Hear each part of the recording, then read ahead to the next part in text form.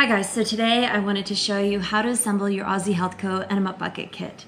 The kit comes with a tubing clamp, 3 enema tips or nozzles, and a 6-foot tube, which can be shortened depending on your preference.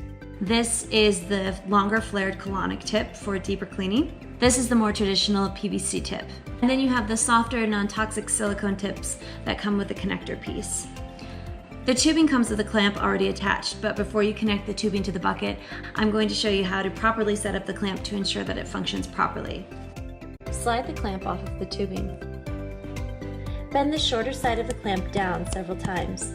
This creates an inward bend to ensure a tight seal when clamped down on your enema tubing. Re-thread onto your tubing.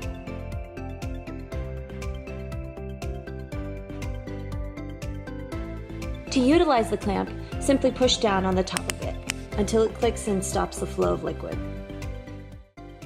Once you've re-threaded your clamp, then you take the open end of the tubing and slide it gently onto the bucket barb, about halfway up. Next, choose the tip that you'd like to use. The softer silicone tip requires this little white connector piece. When you're attaching these, you simply insert into the one-way flow valve. If you're using either of the hard PVC tips, make sure to remove this white connector piece and simply insert the tip directly into this tubing.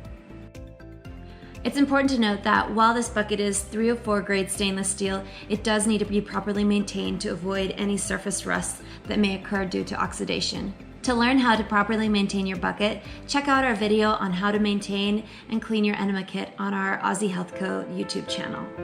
If you have any questions or comments, please feel free to visit our website or email us at hello@aussiehealthco.com.